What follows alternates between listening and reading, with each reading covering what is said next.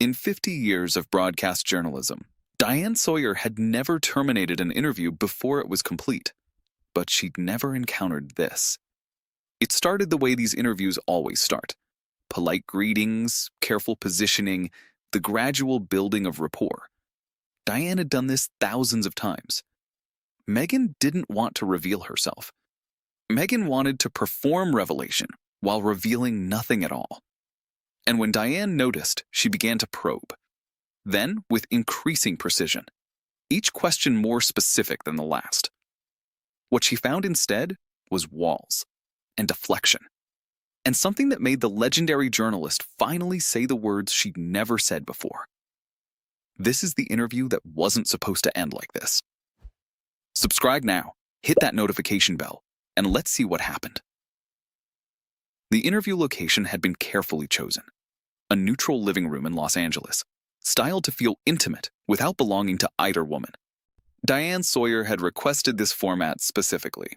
No studio lights, no audience, just 2 chairs, soft lighting, and the kind of environment where truth sometimes emerges. The recording started. "Let's start with something simple," Diane began, her voice carrying the warmth that had made generations of interview subjects feel safe. "What brings you genuine joy right now? Not purpose, not meaning. Simple joy." Meghan smiled, camera ready, technically perfect.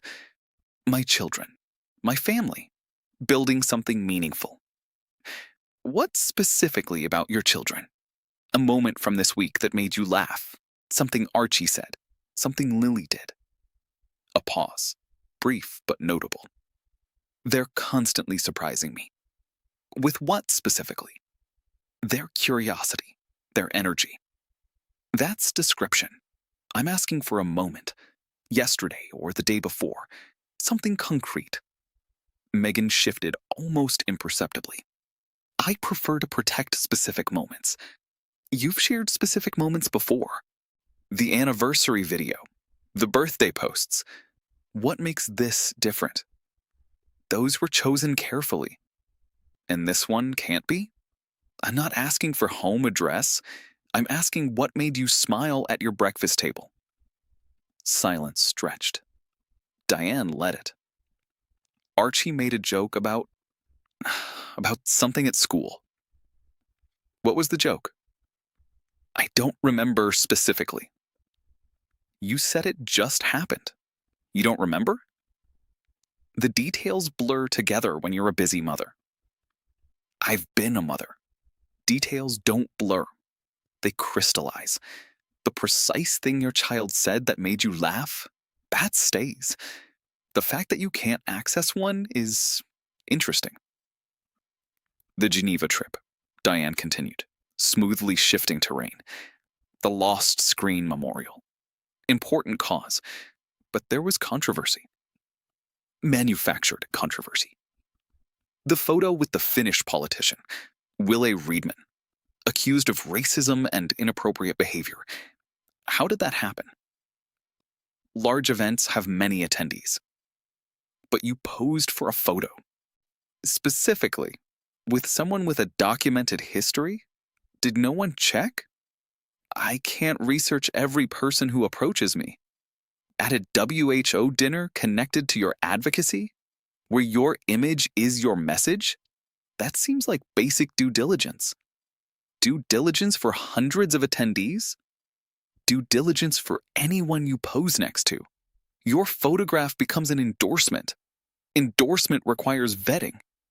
Meghan's smile had tightened. "Mistakes happen." "Was it a mistake? Because your team never acknowledged it as one. No correction, no statement, just silence and hope it would pass." "We chose not to amplify the controversy." "You chose not to acknowledge it. Those are different. Acknowledgement shows accountability. Silence shows avoidance." "The Instagram post," Diane said. "Lilibet in the wardrobe. Hours before your speech about children's digital exposure. A mother sharing a moment with her daughter. A mother posting her child publicly before warning about posting children publicly. The timing was noted. Context matters. What context makes it not contradictory? You flew to Geneva to warn parents about exposing children online. Hours earlier, you exposed your child online. What context resolves that? I was sharing joy, not harm. Who determines the difference? You've argued that parents can't always see the harm in what they share.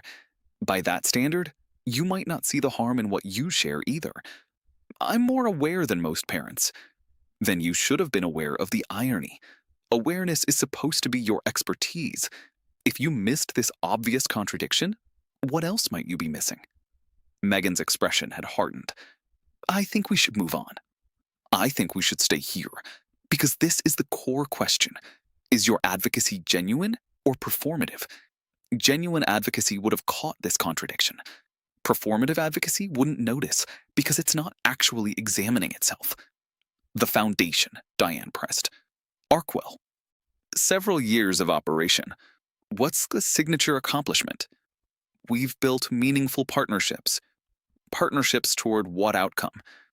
Systemic change in areas we care about. What's changed systematically? Specifically, what law, what policy, what measurable difference? Impact takes time. Impact also takes action. What action has Archwell taken that produced documented results? Meghan reached for her water. We've raised awareness. Awareness is the beginning, not the end. I've covered charitable organizations for decades. The effective ones can point to specifics. Numbers of people helped, policies changed, communities transformed. What's yours? Our approach is different. Different how? Less measurable? That's not an approach. That's an excuse for lack of results. We focus on cultural shift rather than quantifiable metrics. Cultural shift you can't demonstrate. Convenient. When someone can't prove impact, they claim the impact is immeasurable. That's not advocacy. That's branding. Meghan stood up partially, then sat back down. This is becoming hostile. This is becoming specific. You're experiencing specificity as hostility because you're accustomed to accepting interviews where general claims go unexamined. How's Harry? The room temperature dropped. Harry is wonderful. Wonderful how? What's he excited about? What challenges are you navigating together? We support each other's work. That's structure. I'm asking about emotional texture. After 8 years, what still surprises you about him? What makes your heart race? My heart races when I see him with our children. What about outside of parenting? The marriage itself, the partnership between two adults. What sustains that? Shared purpose. Purpose again, not passion, not joy, not the specific electricity of romantic love. Purpose. That sounds like a business arrangement. It's not. Then describe it differently. Make me feel what your marriage feels like. Not what it accomplishes, what it feels like.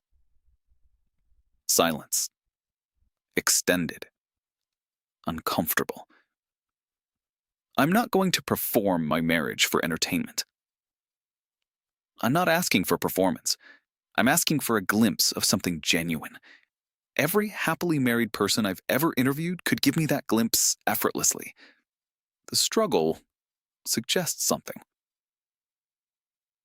The rumors about your marriage, Diane continued. Separate schedules, growing distance. You went to Geneva alone. Australia had solo portions. He wasn't at several of your recent events. What's the reality? We're committed partners. Committed to what, specifically?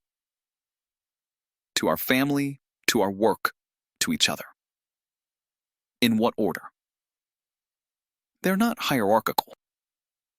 But you listed them. Family, work, each other. Each other came last. Was that intentional? Meghan's face had gone red. You're parsing words. I'm listening carefully. Parsing is what journalists do. The order people list priorities often reveals true priority. You put your marriage third. I didn't mean. What did you mean? Take another try. What sustains your marriage right now, today? In this moment, I don't understand why this matters. It matters because you've built a public identity around your love story, the fairy tale, the great romance that justified leaving everything behind. If that romance is struggling, the foundation of your entire narrative shifts. Your father, Diane said, changing direction entirely. Thomas Markle. You haven't spoken to him in how many years? That's personal. You've discussed it publicly, multiple times. The estrangement is documented. Discussing that it exists is different from discussing details. What would reconciliation require? From your side. Not what he'd need to do. What would you need to do? He'd need to stop speaking to the press. That's his requirement. I'm asking about yours. What internal work would you need to do to be open to reconciliation? I've done extensive work, and it's led to continued estrangement. So either the work isn't complete, or you've decided against reconciliation. Which is it? Some relationships can't be repaired. Because of what he did, or because of what repair would require from you. Those are different obstacles. He betrayed me. And you've spoken about that betrayal extensively, monetized it in interviews and documentaries, used it to generate sympathy. At what point does repeated discussion of betrayal become its own form of exploitation? Meghan grabbed her purse. I won't sit here and be accused. I haven't accused you of anything. I've asked questions. The defensiveness is yours. Meghan settled back into her chair, visibly composing herself. Let's continue. Diane studied her for a moment. The staff departures, multiple communications directors, assistants cycling through. Anonymous reports of difficult conditions. What's your response? Every organization has turnover. At your rate, I've covered corporations in crisis with better retention. What's happening internally that causes this pattern? Working for high-profile figures involves unique pressures. Your brother-in-law is higher profile. His staff stays for years. His pressures are greater. What's different about your environment? I can't speak to William's situation. You can speak to yours. What do former staff members experience that makes them leave and apparently warn others? I have no knowledge of warnings. Anonymous accounts suggest otherwise. Multiple outlets, consistent descriptions. Either everyone's coordinating a lie or there's something to the reports. People with grudges tell stories. People with experiences report patterns. The consistency suggests truth, not coordination. Diane leaned forward slightly. I want to ask you something I've asked myself during difficult interviews. When the person across from me won't engage genuinely, won't give me anything real, I wonder if they can't or won't. Which is it for you? Meghan stared at her. I don't understand. You've blocked every attempt at genuine connection. I've asked about your children. You gave me generalities. Your marriage? Deflection. Your father? Defensiveness. Your staff? Denial.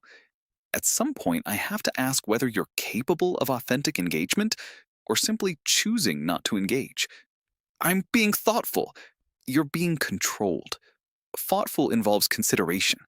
What you're doing is strategic. Every word calibrated. Every answer designed to reveal nothing while appearing to reveal something. That's unfair.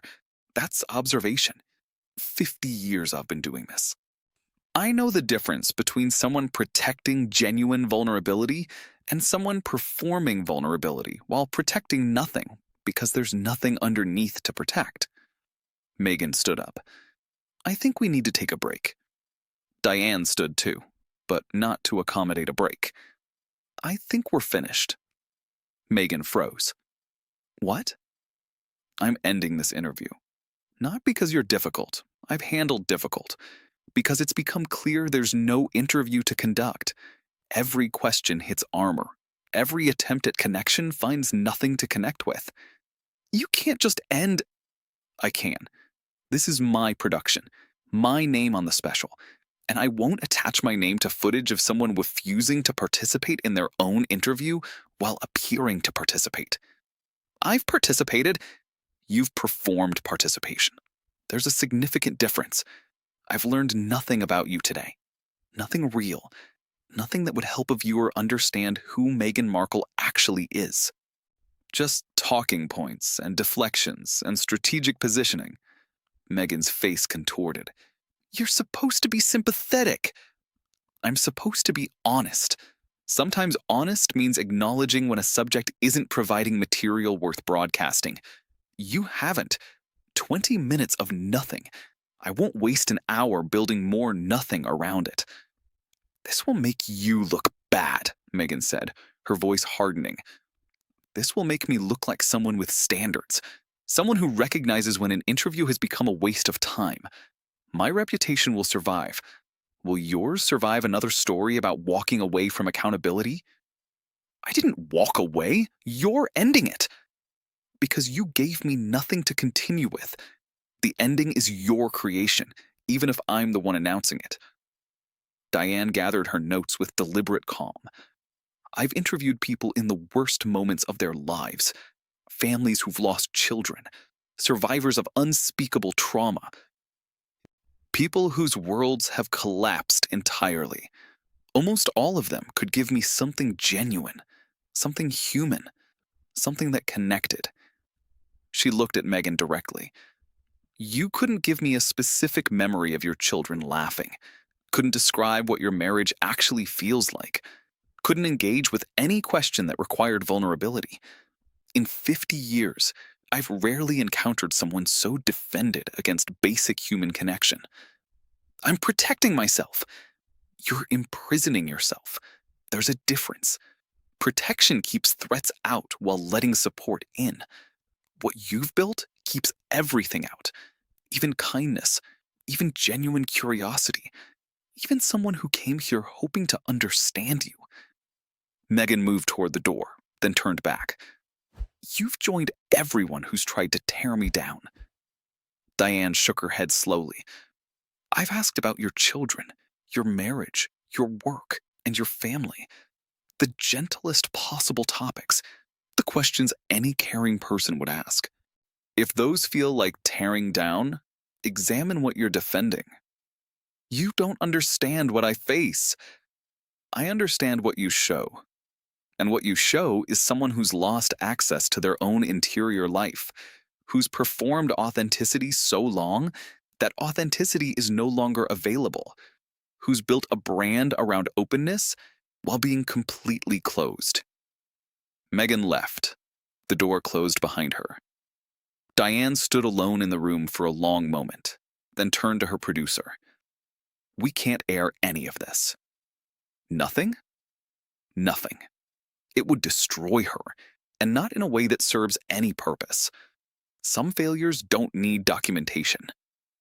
What do we tell ABC? That the interview didn't produce usable material. That happens sometimes. They'll understand. And if she tells her version, then I'll tell mine. But I'd rather neither of us say anything. Some encounters should stay private, even when they reveal everything you need to know. The interview was never broadcast. But word spread through media circles, as it always does. The story that emerged was fragmented. Diane had ended the interview early. Meghan had refused to engage. Something had happened that neither side would discuss publicly. Months later, Diane addressed it obliquely during a media appearance. Sometimes you sit across from someone and realize there's no interview to conduct. Not because they're hostile or stupid or unprepared, because they've built such thorough defenses that nothing genuine can emerge. When that happens, the kindest thing is to stop, to not create footage that would only document emptiness. She paused, choosing words carefully. I've spent 50 years making space for truth. Most people, given that space, will fill it with something real. Occasionally, someone fills it with nothing at all. Not because they have nothing, but because they've lost access to what they have. Those are the saddest interviews, not the confrontational ones, the empty ones. The interviewer pressed, any specific example?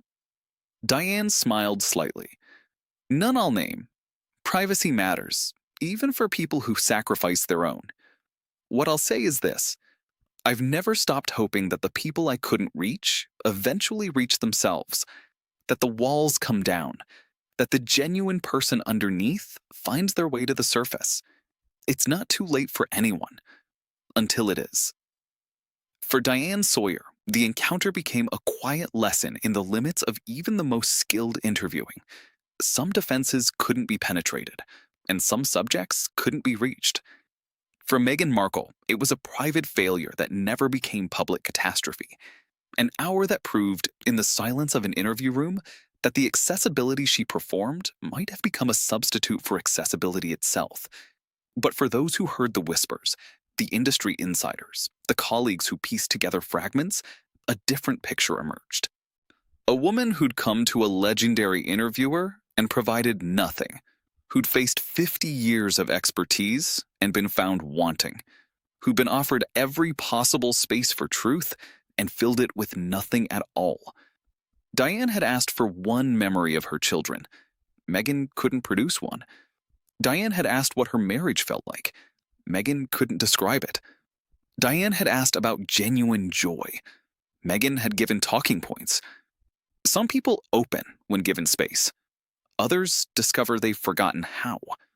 The difference becomes visible eventually. All it takes is someone skilled enough to notice. 50 years of journalism. She's interviewed everyone, and she couldn't get a single real answer. What does that tell you? If you want more content that recognizes the difference between performance and truth, subscribe. This is where the real insights live. More depth, more honesty, more of what everyone else won't show. Stay with us.